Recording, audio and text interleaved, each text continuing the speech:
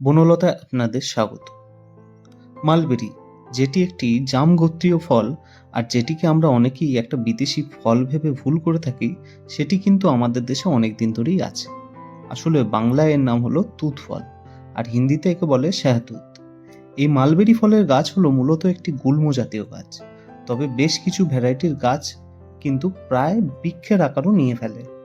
কাঁচা অবস্থায় ফল সবুজ এবং লাল এবং স্বাদে টক, আর পাকলে কালো রঙের ও স্বাদে টকের সাথে মিষ্টি ভাব যুক্ত হয়।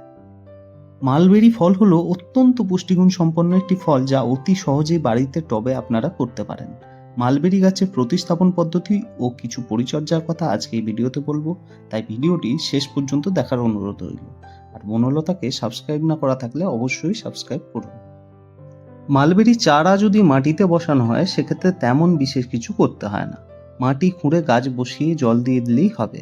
তবে টবে বসাতে গেলে ছোট গাছের জন্য প্রথমেই বিশাল বড় একটা সাইজের টব ব্যবহার না করাই ভালো। আমি প্রথমবার প্রতিস্থাপনের জন্য একটা 8 ইঞ্চি টব নিয়েছি এবং 1 থেকে 1.5 বছর পর একটা বড় টবে এটাকে দেবো ভেবেছি। আর টবের ড্রেনেজ সিস্টেমটা খুব ভালোভাবে বানিয়ে নিতে হবে। তার জন্য টবের যে ড্রেনেজ হোল থাকে তাতে খোলামকুচি দিয়ে ঢাকা দেওয়ার পর একটা 1 থেকে 1.5 ইঞ্চি বালির লেয়ার তৈরি করে নিয়ে তার উপর মাটি দিতে হবে। আচ্ছা, মাটি কিভাবে বানাবো সেটা প্রথমে বলে নিই। মালবেরি পটিং মিডিয়া বানাতে বেশি কিছু লাগে না। 90% নেবেন বাগানের বেলে মাটি আর 10% যে কোনো জৈব কম্পোস্ট সার। ব্যাস এই দুটো জিনিসই প্রধান। মাটিতে যদি বালির ভাগ কম থাকে, সেক্ষেত্রে মাটির সঙ্গে একটু মিহি বালি মিশিয়ে নিতে পারেন, তাহলেই হবে। আমিও তাই করেছি। আর এর সঙ্গে জাস্ট 1 চা চামচ পরিমাণ নিমখোল আর অল্প ট্রাইকোডার্মা ভিডিটি 1 চিমটে মতো নিলেই হবে। এইটিতে কি হবে, মাটি ফাঙ্গাস মুক্ত যেমন থাকবে, তেমন মাটির শিকড়ও কিন্তু ভালো থাকবে। হাড় গুঁড়ো, শিংকুচি, অনুখাদ্য এইসব এক্ষেত্রে ব্যবহার করার কোনো যৌক্তিকতা নেই। মালবেরি হলো এমন একটা গাছ যাতে আপনি যদি বেশি পরিচর্যা করেন, সেক্ষেত্রে ফল কম পাবেন, আর যদি কম পরিচর্যা করেন বা কম খাবার দাবার দেন, সেক্ষেত্রে ফল বেশি পাবেন। আমাদের মধ্যে অনেকেই আছেন যারা মালবেরি গাছ বসানোর পর গাছ বসিয়ে আর 5টা গাছের মতো অত্যধিক পরিচর্যা, যত্ন, পরিচর্যা সমস্ত কিছু করে থাকেন আর বলেন যে গাছ সুন্দর হচ্ছে কিন্তু ফল আসছে না। হ্যাঁ বন্ধুগণ, এই মালবেরি হলো এমন একটা গাছ যে গাছ বেশি পরিচর্যা মোটেই পছন্দ করে না। সেক্ষেত্রে অল্প পরিচর্যা করুন আর ফল বেশি পান। এবার দেখে নিই কিভাবে এটি আমরা প্রতিস্থাপন করব। এই প্যাকেটটি কিন্তু খুব সাবধানে কাটতে হবে। আর এই প্যাকেটটি কাটার সময় অনেকেই কি করেন, প্যাকেটটা না কেটে গাছটা বার করার চেষ্টা করেন, সেক্ষেত্রে গাছের রুট বলটা কিন্তু ভেঙে যেতে পারে। আরেকটা কথা তো বলাই হয়নি, সেটি হলো যে নার্সারি থেকে মালবেরি হোক আর অন্য যে কোনো গাছ হোক, সেটি যখন কিনে আনবেন, অন্তত 10-12 দিন আপনার বাগানে রেখে বাগানের পরিবেশের সঙ্গে সেটি যেন মানিয়ে নিতে পারে, সেরকম একটা সময় গাছকে দিতে হবে। তারপরই করবেন প্রতিস্থাপন।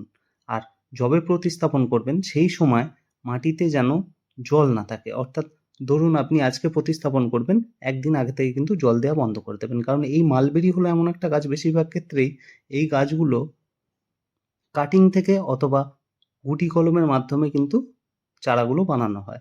সেক্ষেত্রে এই রুট বলের উপরে থাকা কাণ্ড অংশটি যদি জল বেশি থাকে, প্রতিস্থাপনের সময় বলছি, জল যদি বেশি থাকে, সেক্ষেত্রে গোড়াটি কিন্তু নড়ে যেতে পারে। তাই শুকনো থাকাই ভালো। মাটির একটা লেয়ার কিন্তু যে ড্রেনেজ সিস্টেমটা আমরা বালি দিয়ে বানিয়েছি তার উপরে করে নিতে হবে। এটি প্রয়োজন মতো করবেন, এমনভাবে করবেন যেন গাছটি বসানোর পরও টবে 1 থেকে 1.5 ইঞ্চি জায়গা ফাঁকা থাকে। সেই হিসেবে আপনার মাটির নিচের লেয়ারটা তৈরি করবেন। আর একটা সাপোর্ট সিস্টেম আগে থেকে যদি করতে পারেন করবেন, আর না হলে যে কোনো গাছ প্রতিস্থাপনের পরেও কিন্তু এরকম কঞ্চি বা কোনো একটা লাঠি দিয়ে আপনারা সাপোর্টের জন্য পরেও ব্যবস্থা করতে পারেন। যতক্ষণ গাছটি বসানো হচ্ছে ততক্ষণ আরও কিছু পরিচর্যার কথা জেনে নিই। মালবেরি গাছ কিন্তু প্রচণ্ড পরিমাণে প্রুনিং পছন্দ করে। যত বেশি প্রুনিং করবেন, প্রুনিং মানে কিন্তু হার্ড প্রুনিং এর কথা বলছি, যত বেশি প্রুনিং করবেন তত কিন্তু নতুন ডালপালা আসবে, আর সেই ডালপালার থেকেই কিন্তু নতুন নতুন ফল আসতে শুরু হবে। ফলে একদম মায়া দয়া করবেন না, গাছটি আপনাদের সময়ে সময়ে প্রুনিং করে যেতে হবে। তবে বর্ষাকালে প্রুনিং কম করাই ভালো। আর এরকমভাবে প্রতিস্থাপন হয়ে যাওয়ার পরপরই কিন্তু প্রুনিং করবেন না। অন্তত গাছটি মাটিতে ধরে যাবে, 2-4টে ডাল নতুন নতুন বেরোবে তখন থেকে প্রুনিং প্রসেসটা শুরু করবেন। আর দু একটা কথা বলে দিই, যেমন জল প্রয়োগ। এই গাছে কিন্তু আপনাদের রেগুলার যেমন সূর্যালোক দিতে হবে, তেমন রেগুলার জলও দিতে হবে। আর গাছ এইভাবে বসানো হয়ে যাওয়ার পরপরই কিন্তু এই হিউমিক অ্যাসিডের জল আমি প্রত্যেকটা গাছে দিই।